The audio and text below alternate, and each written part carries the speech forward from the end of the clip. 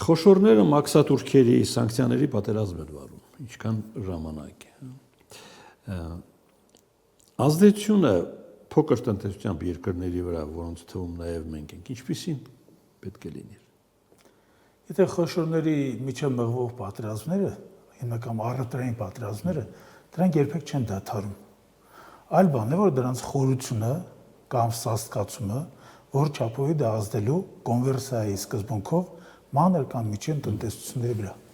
Կոնկրետ հայկական տնտեսության մասին մենք պետք է երևի զրուցենք։ Հայկական տնտեսության համար մի ծանրագույն հարվածներից մեկն էր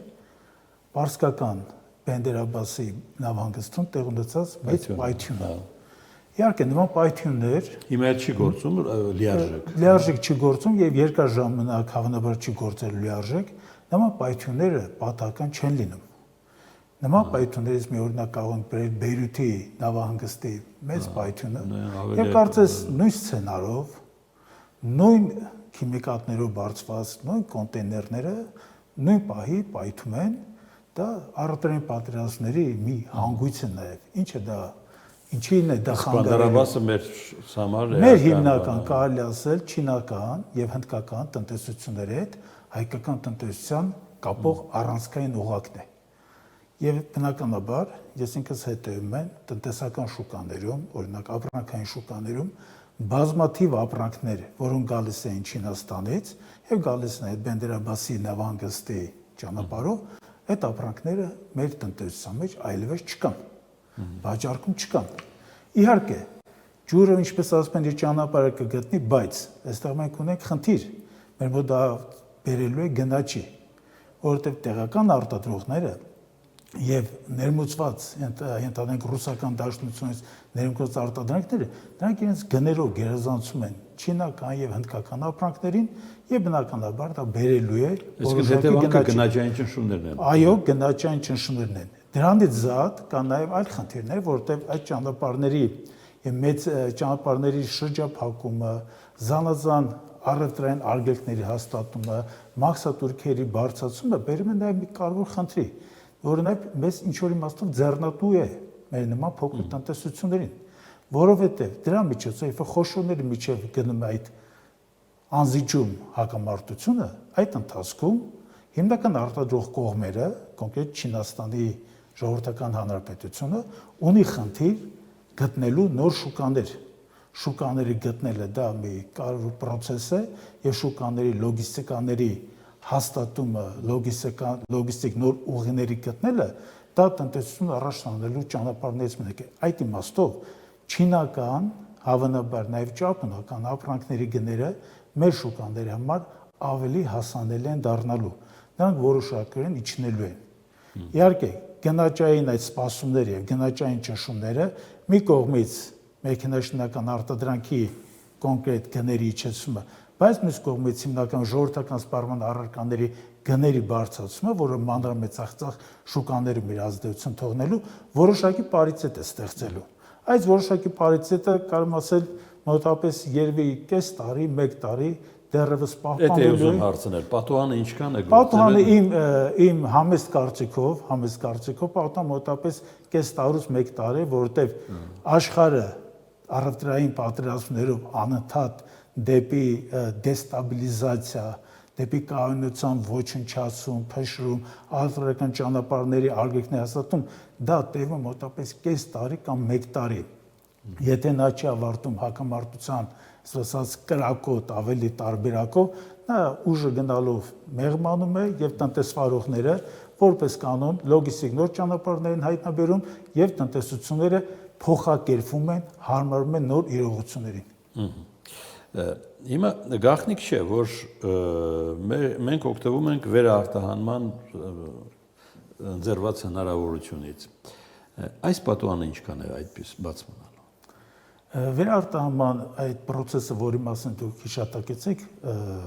պարոն Նացականյան, դա հիմնական վերաբերում է ոսկու վերարտահանը, ռուսական ոսկու, նա կարելի ասել տոքսիկ բնույթի գործարք էր, տոքսիկ բնույթի այն իմաստը, որ այդ գործարքը հարկունակ չէր, նա մեծ հարկ էր, չէր գեներացնում եւ նա մեր պետական բյուջե մեծագույն մուտքեր չէր ապահովում։ իր հետ միասին մոտավորապես 11-12 միլիարդ դոլարի շրջանառություն ունեցող այդ գործարքը իր հետ պարունակում էր լրացուցիչ ռիսկեր։ Ռիսկերից կարևորագույնը դա արմեցան հնարավոր բաժանմիջոցների ցուցակներում հայտնվելն էր եւ դա ինչ էր տալու կոնկրետ մեր տնտեսությանը կամ քաղաքացիներին կամ տնտեսվարողներին։ Առաջին մեր տնտեսությանը նա հարվածել էր, որովհետեւ հարվածը գալու էր բանկային համակարգի վրա, բանկային համակարգի վրա հարվածը ինչ էր նշանակել, դա նշանակել էր, որ հայկական բանկերը որոշակի դժվարություններ ունենալու փոխառու միջոցները ձեռք բերելու համար, փոխառու միջոցները բարձրանալու են, թանկանալու են, բանկերի թղթակցային հաշիվներով կատարվող գործարքների առջև դրվելու էր ֆիլտր արգելք եւ այդ արգելքի արդյունքում նաեւ քաղաքացիները չեն կարողանալու բանկային քարտերով ճանապարհորդել եվրոպական երկրներում։ Բավական ռիսկային սա process է, ես ինքս որպես տնտեսագետ հաշվարկել եմ այդ հնարավոր գործարքի արդեն իսկ կատարված անցյալում պատմական, ասենք, այս գործարքի եւ դրական եւ դրական կողմ համարյա չկա, որովհետեւ մենք չունեինք արդյունաբերության որևէ այդ կարևոր ճյուղի ոսկերչության օժանդակող միտում, որտեղ պատրաստի արտադրանքը գալիս էր, մեծ մասամբ նույնիսկ արտադրանք չէր։ Գնում էր բյուջեին գումար, ծիծաղելի գումարներն այդ գումարները կազմել, ծիծաղելի գումարներ, աշխատանքի բաժանմանը չէր օգնել միջազգային, մեր ինժեներական կադրերի զարգացմանը չէր օգնել, պարզապես մի տոքսիկ, թունավոր գործարք էր, լավ է որ գործարքը այլևս չկա։ Ռուսական կողմը հավանաբար այդ գումարներով ապրանքանյութական մակարդակով ոսկու ձևով որոշակի ծախսերի դիմաց փոխհատուցումները կատարեցին, վերջացեցին։ Հայկական պետությունը կոնկրետ այս ժամանակ ռիսկային սխալի մեջ էր հայտնվել։ Պետք է ուրախ լինենք, որ դուրս ենք եկել այդ գործարքից։ Հիմա այս տեկտոնական շարժի մեջ մենք անընդհատ խոսում ենք ավանդական շուկայի մասին, ԵԱՏՄ շուկան եւ այն շատերը համարում են անփոխարինելի։ Դուք եք այդպես համարում։ Գիտեք, պետք է մենք կարողանանք Այսօր մի թարմ դեպք եղավ Ռոսխոզնadzորը հիմա էլ հայկական ձեթի մեջ է բաներ գտել, էլի։ Մինչ այդ գինին կոնյակներ, այստեղ միանգամից կարելի է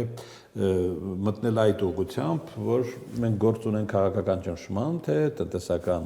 վայրիվերումի հետ։ Այստեղ մի քանի հարցեր են, մի քանի շերտեր են իրար հետ զուգակցվում,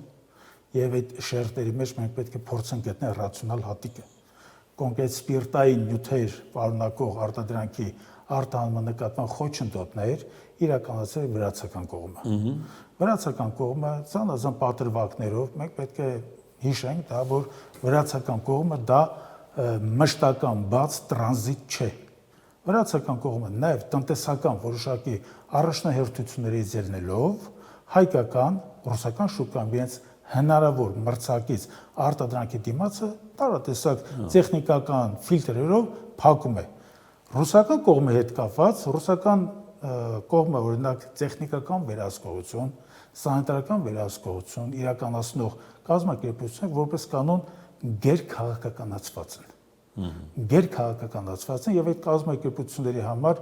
դե տնանք որևիցե ապրանքանակի խմբականակի մեջ գտնում են որևիցե բացիլ, միկրոբ կամ որևէ հարուցիչ, վստահ եղեք, որ դրանից առաջ արդեն այդ հարուցիչի, բացիլի, միկրոբի արկայության մասին որոշակի տեղերից նրանց զանգեր են եղել։ Վստահ եղեք, որտեղ ժամանակին ռուսական նման ծառայություններ իրականացնող ծառայության ղեկավար Օնիշենկոն հայտներ նրանով, որ ցանկացած երկրի հետ ցանկացած վեճի, ընդհանրեն խնդրի դեպքում առաջամարտիկը նա էր եւ նա մեկ վարքան չեք կասկածի, որ իրականացնել հնարավոր ամեն ինչը, որպեսզի այդ խմբականակները Ռուսաստան Դաշնություն մուտք չգործեն։ Բայց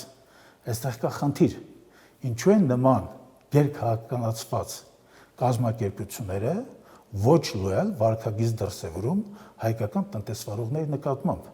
Հայկական տնտեսվարողը, երբ որ բախվում է ռուսական բյուրոկրատական այդ մեծ ժայռին, բնականաբար նա օգնության կարիք է զգում։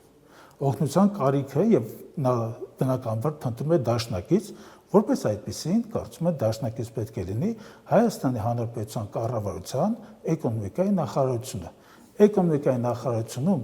բնականաբար պետք է հայտնվեն մարդիկ, ովքեր լոգիստիկ կապերի վարպետներ են, որովհետև անկեղծ խոսենք, բազմաթիվ երիտասարդներ գնում են կառավարչական գործառույթներ են, լիազորություններ են վերցնում իրենց վրա, շատ ժամանակ չգիտակցելով դրա ծանրությունները եւ հնարավոր ռիսկերը, եւ այս երիտասարդների փոխարեն կամ նրանց հետ միասին ավակ ընկերներ, ովքեր ունեն ճարպկություն, ունեն հմտություն, ունեն լոգիստիկ կապերի վարպետություն, այդ մարդիկ պետք է աշխատեն։ Ինչքան էլ վարպետություն, ուր այլ ընտրանքը դրա։ Դրա այլ ընտրանքը ես ասեմ կոնկրետ սպիրտային խմիչքների արտահանման հետ կապված մենք այլ ընտրանք չունենք, որովհետև մեր հաջորդ ճանապարհը դեպի արաբական երկրներն են, դեպի ասիական երկրներն են, ասիական երկրներ հասնելու համար մեր խմիչքը կոնկրետ սպիրտային ալկոհոլային խմիչքները բավականին թանկ է լինելու եւ ոչ մրցունակ, արաբական երկրներում խմիչքի օգտագործումը կարելի ասել պետականորեն եւ կրոնական համոզմունքների ձեռներով արգելված է։ Մեր հիմնական շուկան եւ կարելի ասել միակ շուկան դա Ռուսաստանի Դաշնությունն է։ Եվ այս իմաստով պետք է Ռուսաստանի Դաշնության համապատասխան ծառայությունների հետ լեզու գտնել, խոսել, պայմանավորվել, ճանապարհ բացել եւ մեր տնտեսվարողներին օժանդակել։